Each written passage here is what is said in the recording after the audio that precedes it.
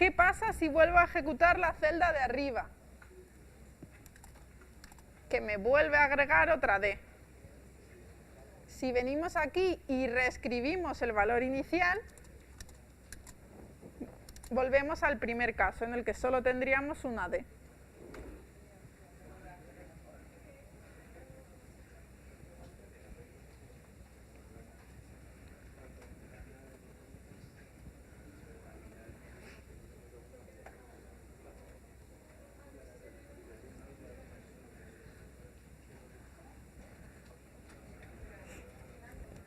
Vale. Vamos a quitar el primer elemento de la lista, que sería el E, para quedarnos con esta de aquí. ¿Cómo quitamos el primer elemento? Tenemos un comando, llamamos a nuestra lista invertida y tenemos un comando pop, que si desplegamos la documentación, recordamos la documentación, era escape, era shift más tabulador o shift más tabulador. Shift. Esto nos desplegaba la documentación. ¿Qué hacíamos con esto? ¿Qué nos dice que hace pop? Nos dice quita un elemento y devuelve ese valor. ¿Y qué le necesita? El índice que queremos quitar. Como queremos quitar el primer elemento de la lista, de índice le pasamos un 0. Nos devuelve el valor que ha quitado, y si ahora pedimos nuestra lista, vemos que le ha quitado en efecto el primer elemento, que era la E.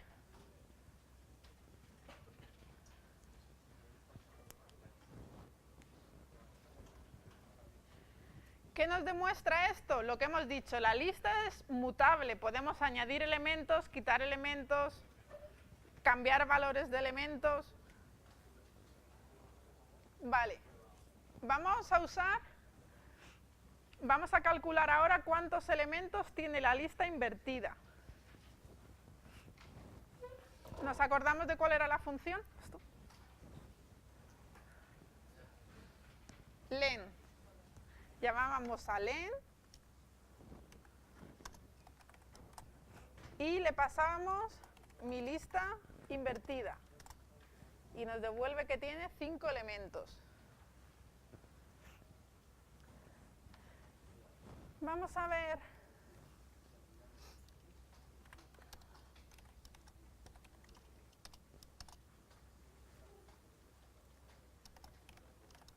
Ahora lo que vamos a hacer va a ser cuántas veces se repite el primer elemento en toda la lista.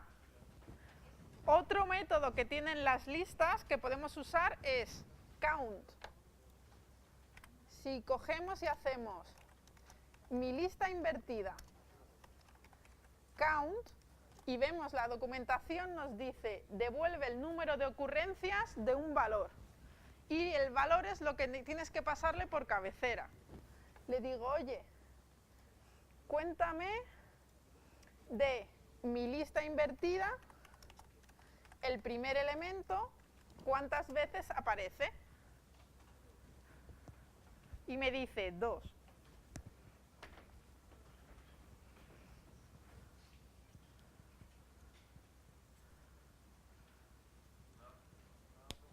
Sí.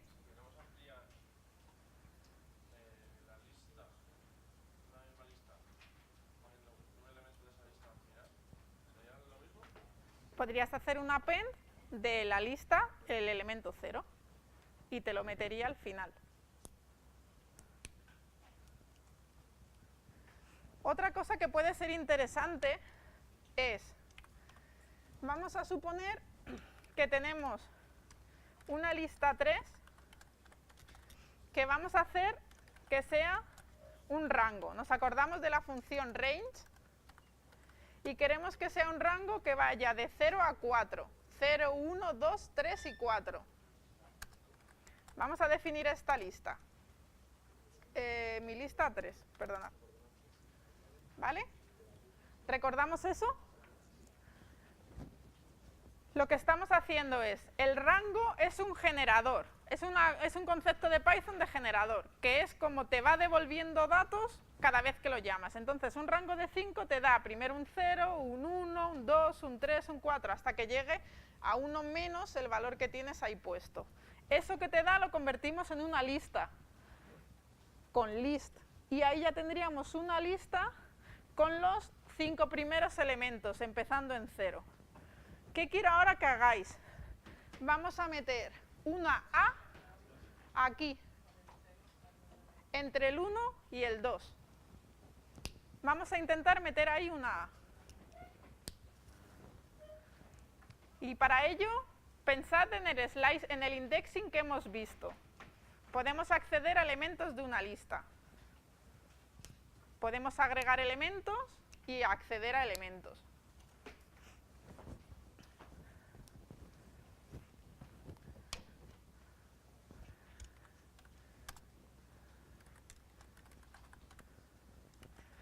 Voy a poner aquí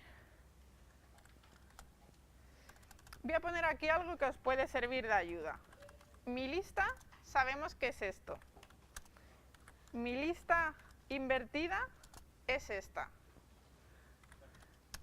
Fijaos en lo que pasa si hago mi lista más mi lista invertida. El más en listas concatena. Con la concatenación y el indexing podemos meter una A en el medio de nuestra lista.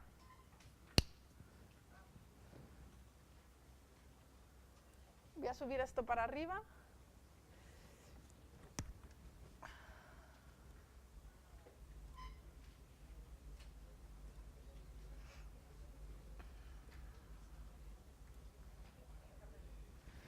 Es decir, lo que quiero es meter una A entre el 1 y el 2. Y sé dos cosas. Sé extraer trozos de listas y ahora sé que con un más puedo concatenar elementos, siempre que sea una lista con una lista. ¿Cómo podemos entonces meter esa A aquí dentro?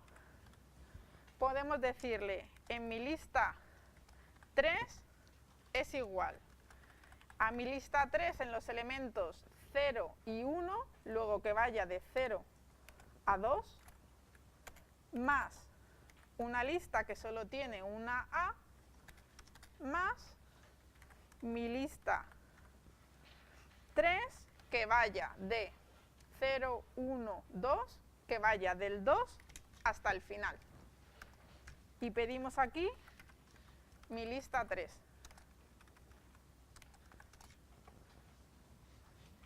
Perdón, y esto es mi lista 3. Volvemos a ejecutar esta y ahí estaría.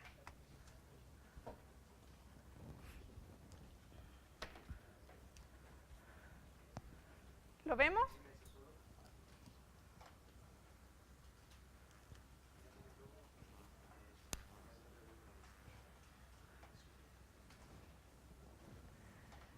Vale, podéis pensar, esto es una cosa no muy útil, no muy eso. Normalmente cuando trabajamos con datos no vamos a meter datos en el medio, vamos a bajarnos datos de un experimento y vamos a tener un array gigante de datos, que como mucho vamos a filtrar o vamos a sustituir valores o etcétera, ¿vale?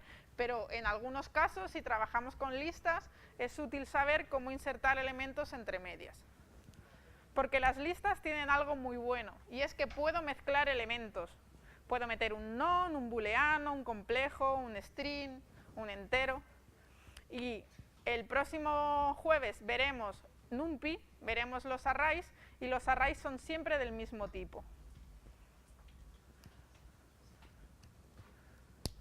¿Dudas de listas?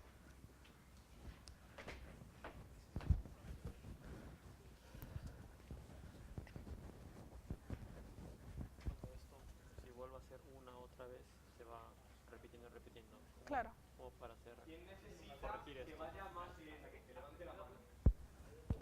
Más lento. No os cortéis. Yo. No os cortéis, no os cortéis. Más Vale. rápido.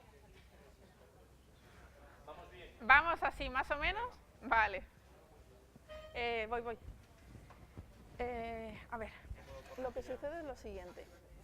Como tú has definido aquí al inicio de la lista, tendrías que volver a ejecutar esto Y volver para volver a hacer eso, porque la pen cada vez te va metiendo ese código. Si quieres que eso no suceda, copias esto, no, copias este, aquí arriba. Entonces así, siempre primero la defines y luego haces una pen. Entonces, por mucho que lo ejecutes, como primero la estás definiendo y luego haces una pen, siempre es la misma. Y no sé si no seguiría, porque la estás definiendo cada vez que ejecutas, la defines y haces el append. La vuelves a ejecutar, la defines y haces el append. La inicializas, digamos. Y si quiero corregir esto, que quede como debería ser, en D nada más, de que no salga esto de acá. Vale. Tu lista invertida sería esa de ahí y ahí tendrías. ¿Vale? Vale. Dime. Hola, mira, una pregunta. En vez de A, yo no puedo llamar al elemento 3 de mi lista, que es la A. Vale, ¿qué pasa? Esto directamente lo que te está dando es el valor de A, no te lo está dando con una lista. Le tendrías que poner corchetes. Ah, Los corchetes de una lista. así. Exacto. Porque si pides mi lista, si te fijas, Ah, solo porque te esto da es un- el valor. Vale, esto es un valor Eso es suelto un y lo string. tengo que meter Y dentro solo de una puedes, matriz, ya. solo puedes concatenar listas con listas. Vale. ¿Vale? ¿Por qué aquí va de 0 a 2? ¿Por qué no me coge el 2? Porque siempre se queda un paso por encima del fin, un anterior, un número anterior. Vale, ha habido una pregunta. ¿Por qué si yo pongo que vaya de 0 a 2 no me coge el índice 2? Nos acordamos que siempre va desde el inicio al fin menos 1. Nunca llega al fin, se queda un índice antes. Simplemente es eso, ¿vale?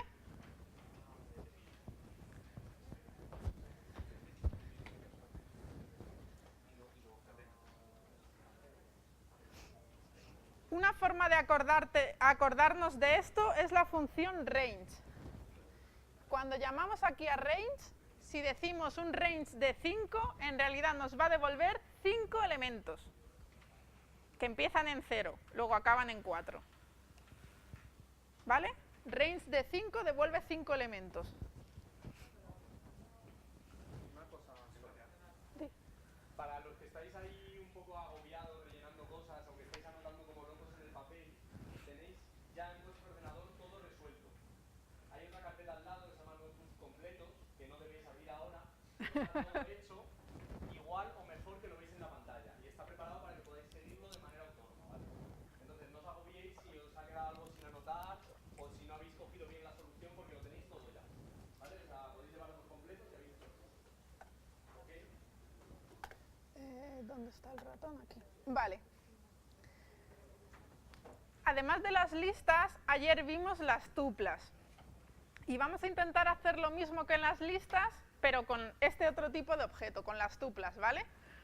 Que recordamos igual, eran conjuntos ordenados de elementos, pero inmutables. Y ahí es donde vamos a ver qué es eso de inmutables, de nuevo. Vamos a definir mi tupla. Y recordamos que en este caso se hace con paréntesis e igual. Tendría mi A, B, C, D y E.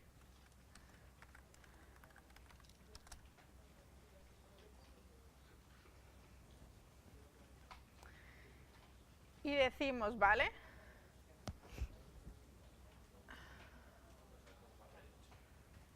Vamos a coger y vamos a añadirle a mi tupla un valor al final, como habíamos hecho con las listas. Y me dice, error, las tuplas no tienen atributo append. Decimos, vale, lo mismo no es append, lo mismo es add. Y tampoco tiene add. Decimos, bueno, vamos a ver qué elementos tiene una tupla. ¿Qué funciones podemos llamar? Si damos un punto y damos al tabulador, vemos que solo podemos hacer dos cosas. O contar cuántos elementos tiene, o que me devuelva el índice de un elemento que le estoy metiendo por cabecera. Es decir, yo puedo contar cuántas As tiene, o le puedo decir, dame el índice de un elemento que sea el C. Y me dice, el C tiene índice 0, 1, 2. Como vemos, en ninguno de los dos casos estamos editando el valor de la tupla. Simplemente accedemos a posiciones de elementos que tenemos. Es inmutable. Vamos a coger y vamos a ir a nuestra tupla y vamos a sustituir el segundo elemento, el de índice 1, por una Z. Y vamos a llamar a mi tupla. ¿Y qué me dice?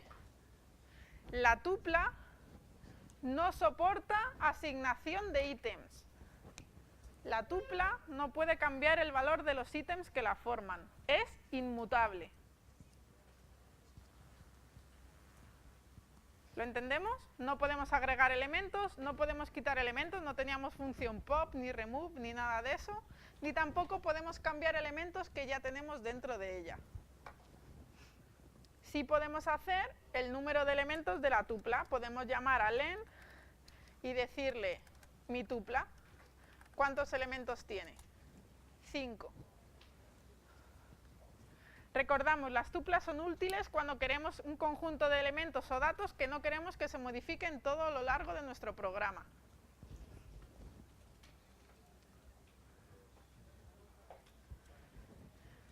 Vale, vistas listas y tuplas, vamos a pasar a los sets. Nos acordamos, lo que dijimos, es como la bolsa del bingo. Solo hay un elemento repetido, los genero en un orden, pero cuando los pido me los va a devolver en otro orden diferente. Están desordenados. Vamos a crear el set que nos dicen, mi set. Para generar listas hemos dicho que usábamos corchetes. Para generar tuplas, paréntesis. Para generar sets, las llaves. Vamos a generar ese set que nos están diciendo ahí. Set de 1, un string de 3, una A y un hola.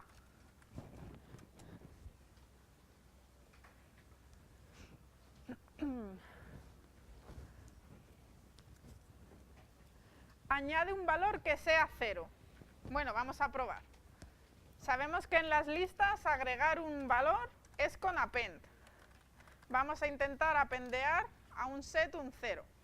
Y nos dice, los sets no tienen atributo append, o sea, no tienen método append. ¿Qué es esto? Vamos a pensar, en una lista sería, dijimos, un conjunto ordenado. Luego append nos está diciendo en realidad que lo estamos metiendo por aquí. ¿Qué dijimos? Un set sería como una bolsa. A una bolsa no le metemos por el lateral nada, a una bolsa metemos un valor y ya está. Agregamos un valor. Luego siempre los sets usan el método add. Si ahora pedimos mi set, ahí tendríamos agregado el 0. En los sets agregamos, en las listas appendeamos.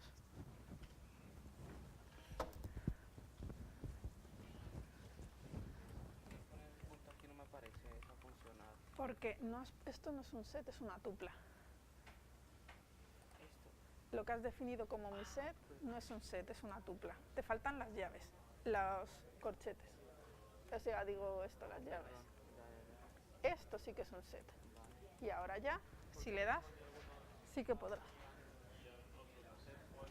Vale, una pregunta que han hecho por aquí. ¿Por qué unos números tienen comillas y otros no? Esto es un entero, eso es un entero y eso es un string. Cuando yo he definido el set arriba, he definido un string que vale 3. No he definido un entero 3. Al string, al 3, le he puesto comillas de string. Esto es un entero, esto es un string.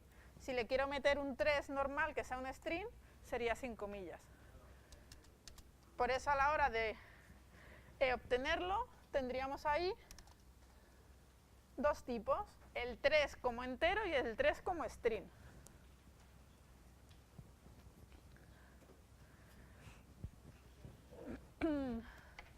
Vale, vamos a intentar agregar un valor al principio que sea Python. Y vamos a decirle que mi set de 0 es Python. ¿Qué sucede? Que me dice, los sets no soportan asignación de ítems. Y dice, como no tengo orden, no tengo un primer elemento. Luego no puedo cambiar ese valor del primer elemento. Vamos a ver ahora, tenemos nuestro set y queremos volver a agregar una A. Recordamos, con el add agregamos una A. Volvemos a pedir el set y vemos que solo hay una A. ¿Por qué? Porque los sets tenían solo los elementos de manera única.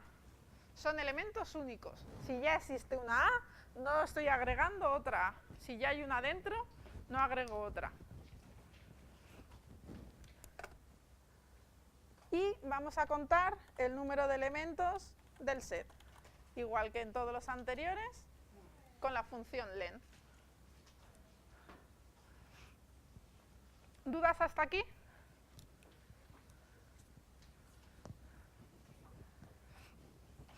Vale. Vamos a seguir ahora con los diccionarios. Recordamos de ayer, los diccionarios se definían con las llaves igual que los sets, pero dentro teníamos que definir una aquí, 2 puntos, un valor. Otra aquí, 2 puntos, otro valor. Y así. La 1, la 0, la 0. La 1, la 1. ¿Vale? Aquí nos pide el ejercicio que definamos ese diccionario. Intentadlo vosotros. Lo vamos a llamar midic. Y ya sabemos que van a empezar con llaves. Y nos dan la key y el valor. La key y el valor. Key, valor, key, valor.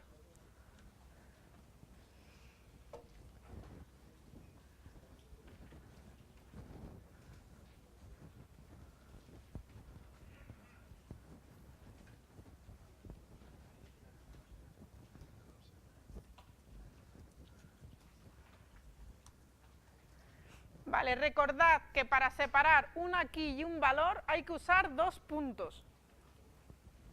Voy a ponerlo más grande en la pizarra, que no se ve.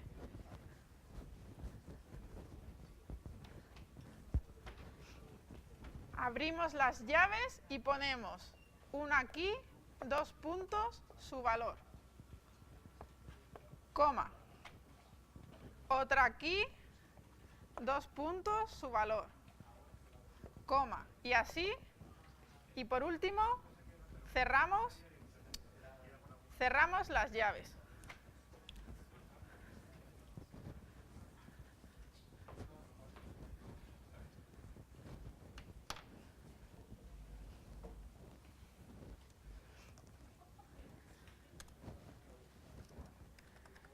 Empieza a hacerlo. Edad, 18. Altura, 1,80. Puesto, alero. Fijaos que estoy usando indistintamente comillas simples y dobles, ¿vale? Para que os acordéis que podéis usar ambas. Equipo, none. Defino el diccionario y lo pido.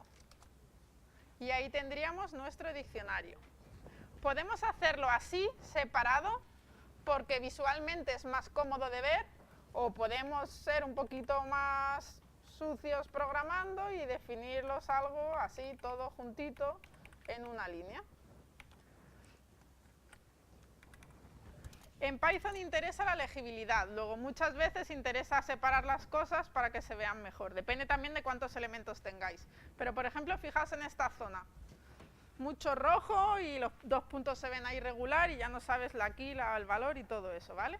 Podéis separarlo, es independiente. Vale, vamos a cambiar el valor y a mi dict le vamos a poner donde tiene equipo, en la key equipo vamos a sustituir ese non por una. Si ahora pedimos mi diccionario de nuevo, vemos que donde ponía equipo, que antes había un non, ahora hay un una. Luego los diccionarios también son mutables, como las listas y como los sets.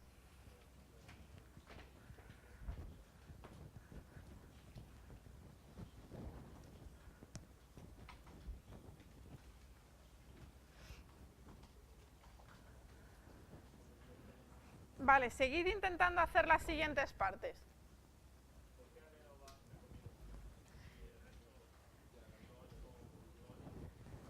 Alero va entre comillas porque alero es un string. Si lo pongo sin comillas, va a pensar que es una variable. Y si no he definido una variable que se llame alero en la que haya metido algo, va a fallar. Prueba a quitarle las comillas. Si yo vengo aquí y le quito las comillas, me dice el nombre alero no está definido, no tengo ninguna variable que se llame así. Como es un string, es una cadena, tengo que indicarlo con las 2 comillas. ¿Por qué el 18 y el 1.80 no tiene comillas? Porque quiero que sean números, porque generalmente las edades son números y los guardamos como números y las alturas las guardamos como números decimales. Por eso son números.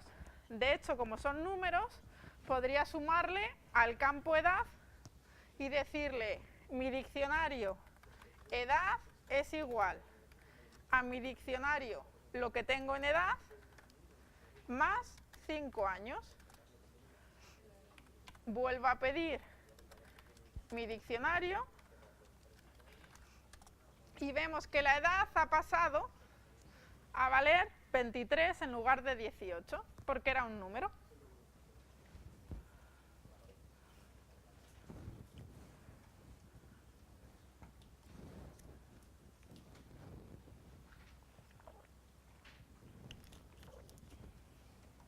¿Lo vemos?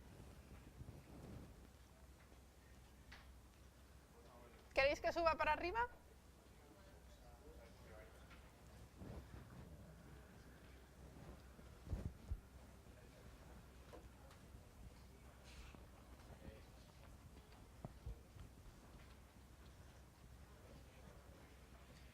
Vale, una cosa, no tiene nada que ver ahora con los diccionarios, pero para que os manejéis mejor por el notebook. Si estáis en el notebook en una celda, si le dais a escape, veis que se pone de color azul.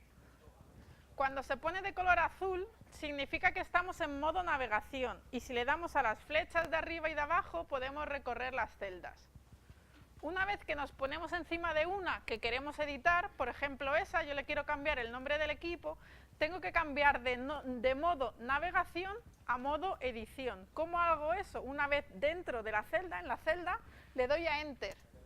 ¿Veis que cambia a verde? Y se me posiciona el cursor dentro de la celda. Puedo cambiar el nombre a UPM. Ejecuto y ya salta de celda. En todo momento, si estoy dentro de la celda en modo edición, en verde, si quiero salir a modo navegación, le doy a escape y ya paso a modo navegación. Esto os va a permitir que no tengáis que usar el ratón para editar las celdas. Simplemente navegáis y con el Enter entráis en ellas y con el escape salís.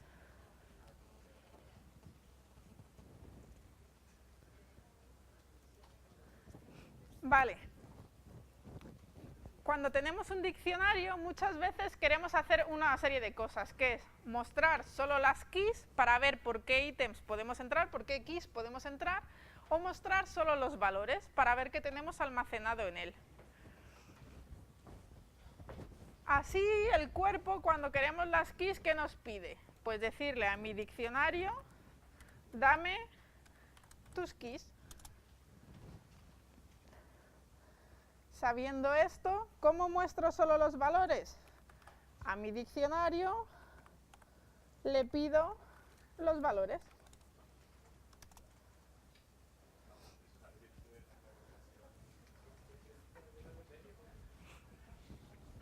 Al conjunto key-valor lo llamamos ítem. Luego, si queremos los ítems del diccionario, igual que hemos pedido las keys o los valores, le decimos mi diccionario ítems. Vamos a contar cuántos ítems tenemos. Vamos a pedirle el length a mi diccionario de los ítems que me da, con ese. Y ahí tendríamos 4 ítems: edad, altura, puesto y equipo. Bueno, el conjunto de edad 23, altura 1,80. Venga, dudas hasta aquí.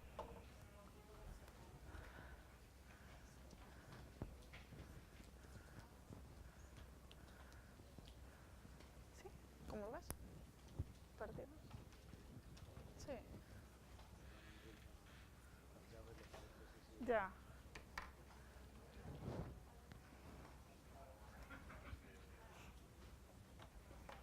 Vale. Las listas, recordamos, se definen con los corchetes, las tuplas con paréntesis, los sets, perdón, con las llaves estas, los sets con... ahora no me sale. Con estas llaves, ¿vale? Y los diccionarios así. Si queremos acceder por indexado, y que imprima el número. En este caso, bueno, voy a dejar ahí el 20. Por partes. Primera parte, vamos a imprimir los números del 1 al 20, uno por línea. Como sabemos cuántas veces tenemos que hacerlo, lo de imprimir, podemos usar un bucle for. Para cada elemento o para cada número en el rango hasta el número 20, imprime el número. Lo vemos y vemos que no llega al 20. ¿Qué es lo que nos da rango? Como recordamos, eran los 20 primeros elementos y no especificamos otra cosa. Pero ayer vimos que si desplegamos la documentación, rango tiene un start, un stop y un step. Luego podemos decirlo, si yo quiero los números del 1 al 20, puedo decirle empieza en el 1, acaba en el 21, y ahora sí que tendríamos los números del 1 al 20.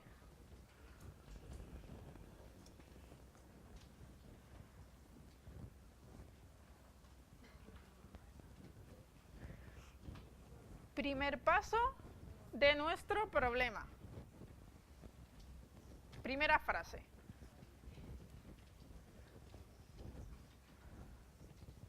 ¿Lo vemos? ¿Vemos cómo funciona el rango? Para cada número en el rango del 1 al 21, el rango nos va a devolver el 1, 2, 3, 4, así hasta el 20. Imprime ese número, uno por línea. Siguiente paso.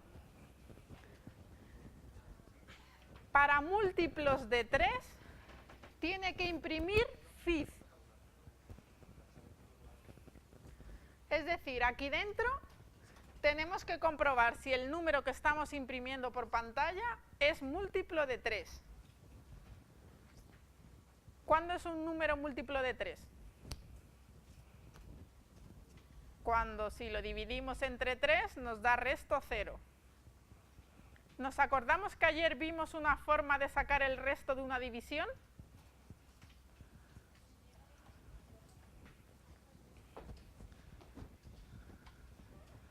Vamos a intentar poner ahí esa condición. Y decís, vale, no me acuerdo de cuál era esa forma de lo de la división. Pero me suena que la división, si yo tengo, por ejemplo, 4 entre 2, me da el valor.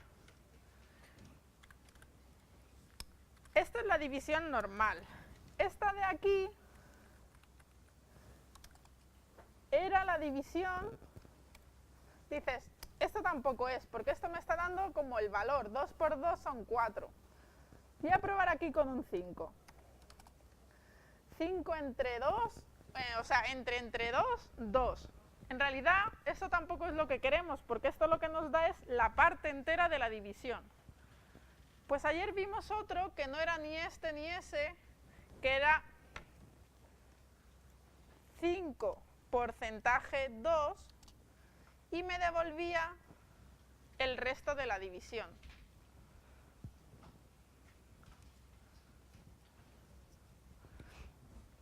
Muy tonto, ¿vale? Pero 5 entre 2, 2 por 2, 4, menos 4, 1, resto.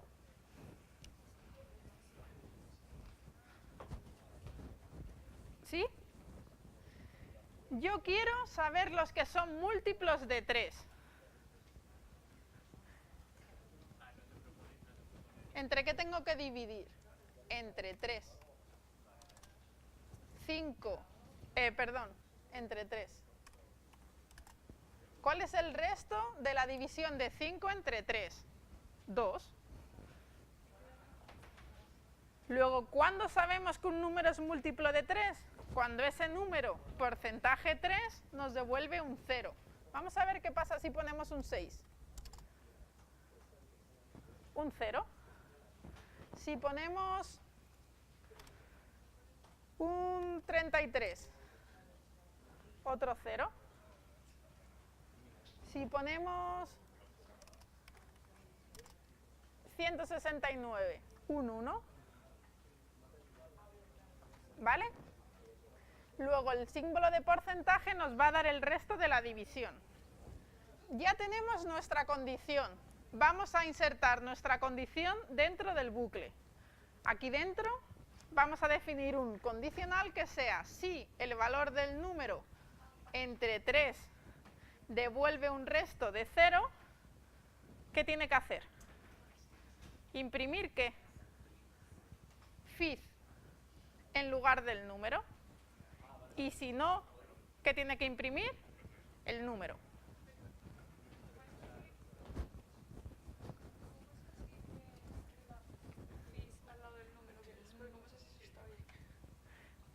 ¿Dónde pones esto?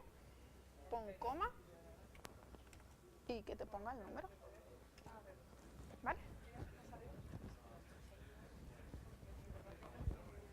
Vale, vamos a empezar.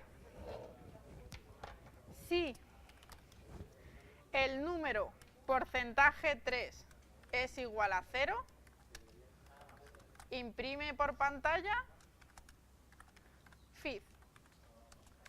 Si no, imprime num.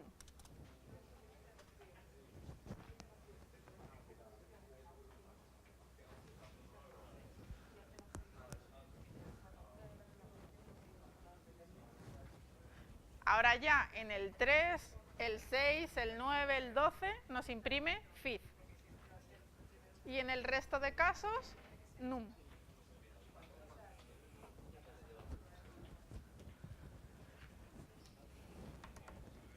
Sabiendo esto, vamos a hacer la siguiente condición. Empezadla vosotros.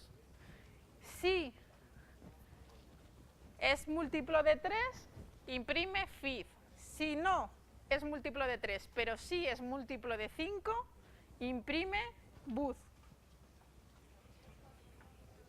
Nos acordamos, si no cumple esto, pero sí se cumple esto otro, es un elif.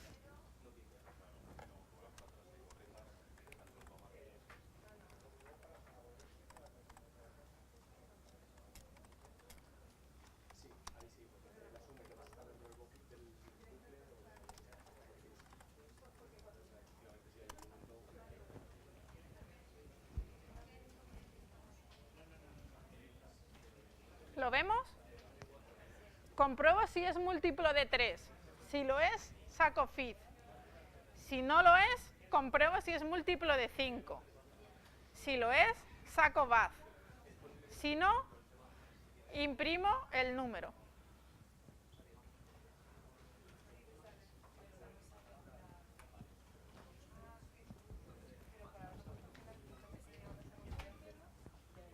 ¿Por qué me da mal? Aparte me Porque, pone el I más I más 1, claro, y yo has creo que empezado, no hace falta. ¿Dónde has empezado? En 0. Sí. Pero esto, aunque sea un 1, el 1 no es divisible entre 3. Y entre 3 igual a 0.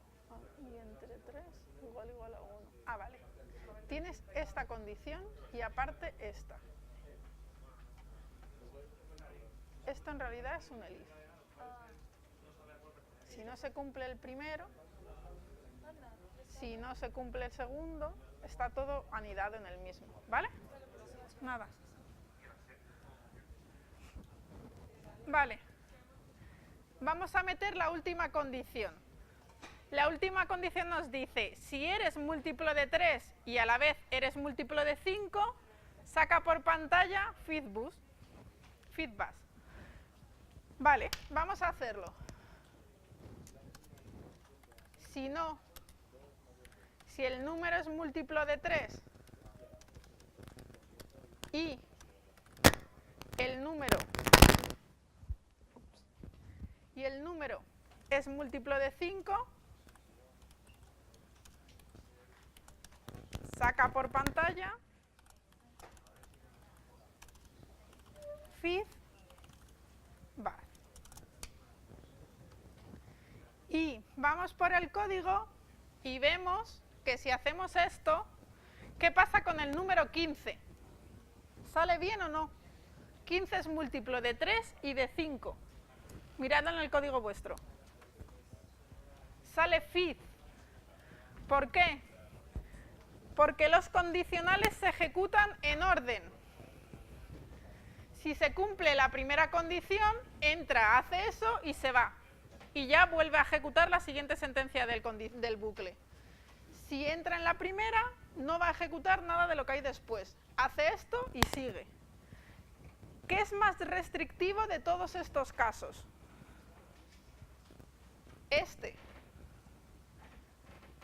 Luego lo que queremos es el caso más restrictivo arriba. Y luego los otros que son menos restrictivos. Porque si no, va a entrar por un caso menos restrictivo sin comprobar el que es más restrictivo. Luego subimos esta condición arriba. Esto sería un elif. Y ahora ya, si ejecutamos, vemos que el 15 sí que es feedback. ¿Qué aprendemos con este ejercicio? Partir las cosas en trozos. Cómo hacer condicionales anidados con el if y else. Y cómo tenemos que organizar las condiciones a comprobar dentro de nuestros condicionales.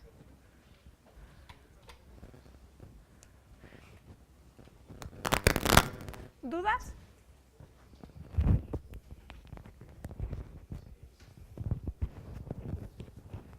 ¿Dudas? Levantamos la mano si tenéis dudas, ¿vale?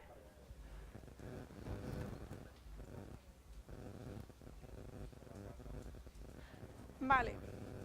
Vamos a hacer un descanso igual que ayer. Vamos a hacer un descansito de 5 minutos más o menos. Y cuando volvamos hacemos unos pocos ejercicios más. Y luego ya explicamos un poco sobre Python. Si alguien quiere quedarse y seguir haciendo ejercicios individualmente, puede hacerlo, ¿vale? Y nos pregunta lo que sea. Dime. Ay, disculpa, perdona. Fíjate, 2 puntos.